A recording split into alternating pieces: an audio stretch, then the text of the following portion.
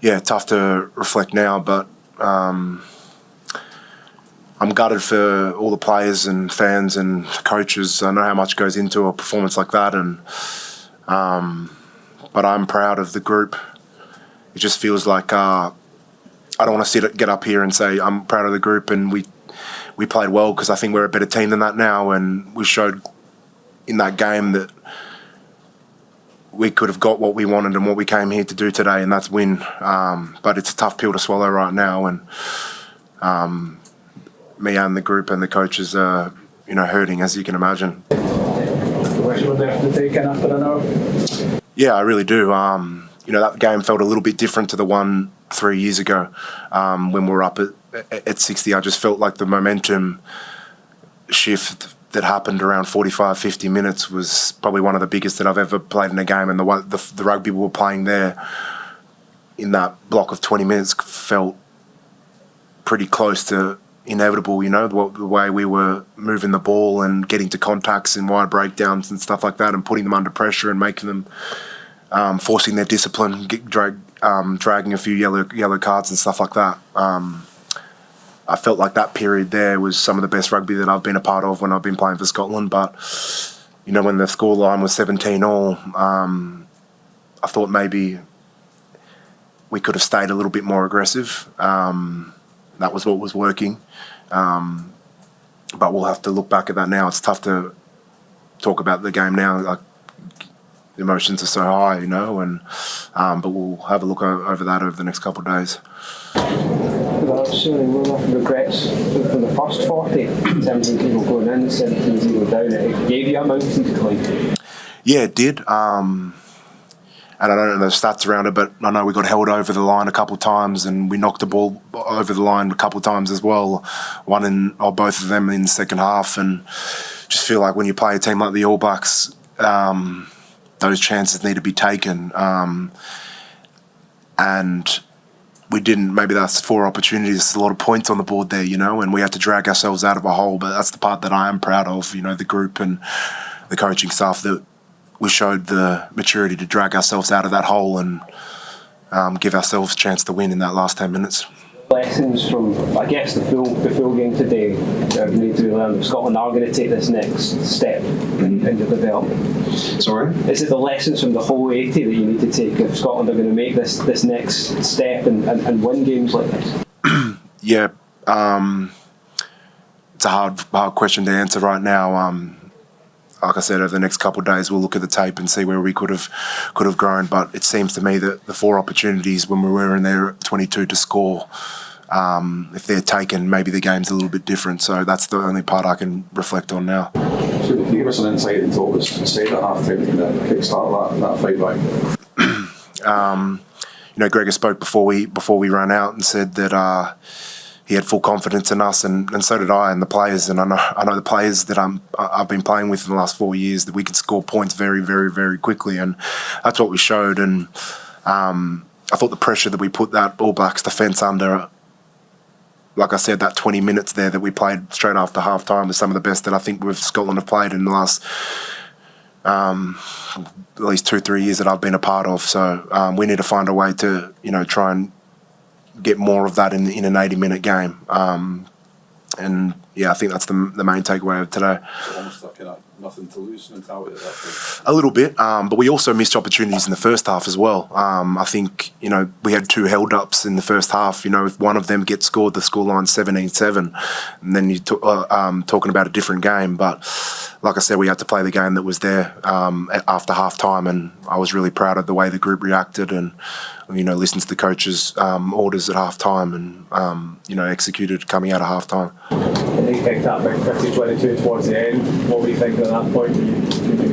When Just ahead of the front try. when Damo kicked their 50-22, yeah, it's a gut punch, isn't it? Geez, you're at 17-all there, and he puts one right over 5 metres out from the line. It's a gut punch, but we understand that's the type of players they've got there in their change room. But we still stood there and defended our line well and made them score right in the far corner. And Mackenzie had a really good finish there. So I was proud how we defended our line after that as well. Especially the only attack in the second half, I can remember. Yeah, definitely. I thought we dominated that second half in every way, defensively as well. Even when we had to defend, I thought we were being offensive-minded. And then when we got the ball, we put them under so much pressure that we were forcing yellow cards and penalties and ultimately tries. And that's how we got back in the game. Sione, the fans we've spoken to post-game say that they're so proud of the boys and they were singing right to the end. Where I was sitting, the energy, the momentum was reflecting what you guys were going through in that second half. Any message for the fans? Yeah, I would just like to say thank you so much. At 17 there, I could truly say in my whole career, it felt like the stadium was hovering there at 17 when Finn kicked the penalty, and it's a credit to Murrayfield, and what an amazing feeling. That's a year since now I've played out at Murrayfield, and I genuinely feel, I know I'm a little bit biased, but that's the best stadium in the world and we've got the best fans in the world. And I just like to say thank you so much for coming out, and I know you guys would be so disappointed just as we are, and that was our massive motivation. We wanted to make today a special day for our fans as well. So thanks so much for coming out.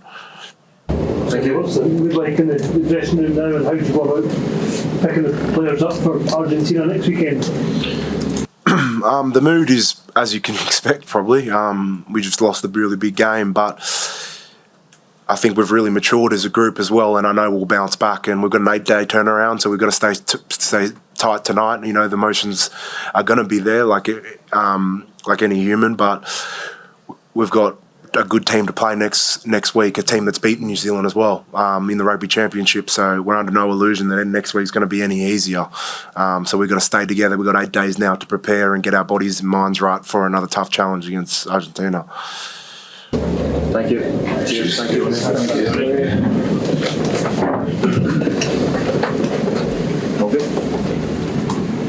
Brendan, is that a mix of pride and frustration altogether after that result? Yeah. Do you want me to elaborate? Yeah.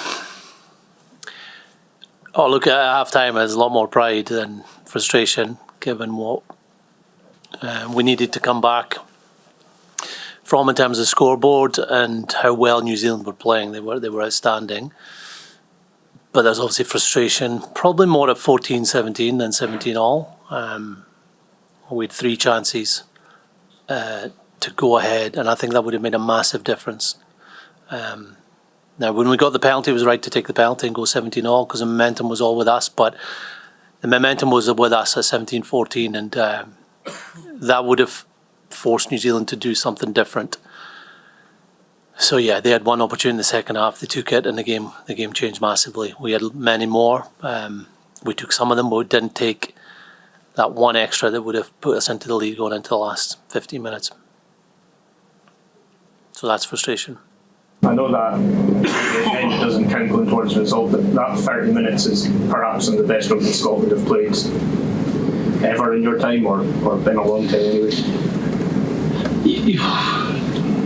There was a 30-minute period at Twickenham, which was not bad as well. I think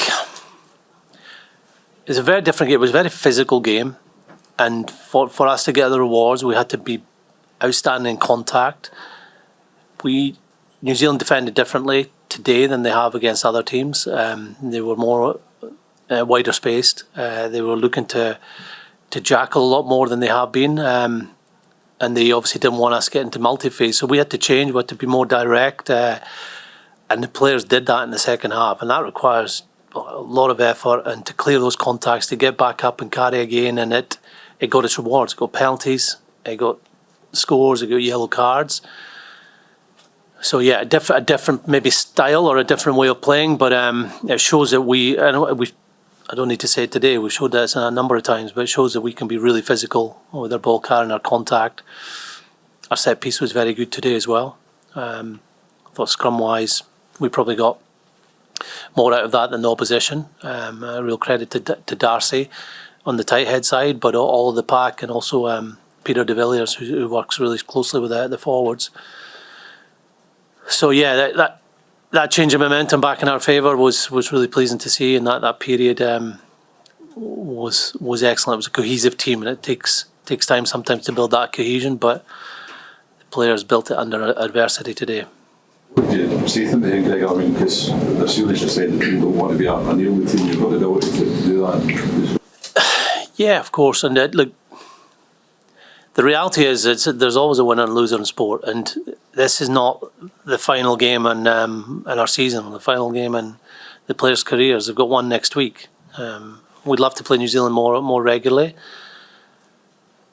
We will play them next year in the new Nations Cup. So we just have to make the most of the opportunities when we get. But if we don't, then we make sure we become a better team for it. We've been a better team of defeats and victories, and even how we played from first half to second half. And there was a lot of good things in the first half, but to not have your spirit broken by being held up twice and to concede a try right at half time and come back and get to 17-all, but also just dominate all facets of play in that 20-25 minute period. It shows what the team's capable of, and we just have to make sure that over the next 2 weeks we get to build and grow together. Like, you're only here for a short period of time in November, but that's a very useful game for us for the Six Nations too, against a really quality opposition. Can I ask about Finn and his injury? Because he seemed in pretty good condition for a bit of that match. Yeah, well, his knee was the initial injury, and I thought he was outstanding, even though he had that knee strain. And the reason we took him off, he just had an ankle too, so there was 2 injuries he was carrying. He doesn't think they'll be serious, but it's obviously too early to say. But during that period, he had, I think just after his knee injury, he had a great 50-22. He was very physical in defence, obviously a big part of our attack. So we hope he'll be fit for next week. But we have to deal with injuries. Like, we lost 2 lines going into this game, or 2 lines weren't available, but we've got other players that can step up. Frustration, Greg, just in terms of the nature of the New Zealand tries in the first half and the way that they came about. And the nature of them? Josh Lord picking up from the base of the ruck, just going straight through the middle, then going up the left. A period when we were down to 14 men. Yeah, look, I think, they're a quality side. I thought they played a lot more rugby than they have done in the Championship today, and it made it a really open game. I think they showed in the last 20 minutes of the Ireland game that they're confident to move the ball in their own half. We took a little while to settle in defence, which was it's frustrating for us. But you can't start slowly in defence or be a little bit passive in defence against an attacking team like New Zealand. I thought we defended our line very well throughout. I thought that was a real positive, and then we grew defensively, and there's a lot for Lee and the players to take from that performance as we grew into it, as we spent more time together on the field. But yeah, we weren't, I think we were just slightly off in that first 10-15 minutes. Yellow cards, I think it's only just 1 try, while they were down to 14. I mean, is that frustrating, a cause of regret? Look, I don't think whether it's a yellow card or not. I think that we'll look at each opportunity that we created. 2 in the first half that were held up, and picture 3 in the second half where we dropped the ball close to the line. Obviously, Darcy's was very difficult. It would be an amazing finish, but the ones where we are 2 yards from the try line, those are the ones we have to be more accurate and relentless. And we showed that in our other passages we were in there, but those are the frustrating ones. You don't come away with at least one of those opportunities taken. Gregor, did you get enough impact from the bench? The game seemed to change when their bench came on, and then you also raised the bench quite early, but it didn't seem to quite have the same impact. No, I disagree with that. I think there was obviously people coming on from the bench at different times. I'm trying to think. Yeah, Jamie Dobie really added or kept the energy going, kept the momentum going. The game sort of changed a little bit in that last, when it got to 17-all, I think the energy from both teams kind of dropped, and we were in our 22 for a long part of that final part. But no, really pleased. I can picture George Turner carrying really hard, Elliot Miller-Merrill's carrying really hard, Rory, Josh being involved, and obviously TJ didn't get many opportunities, but no problems there.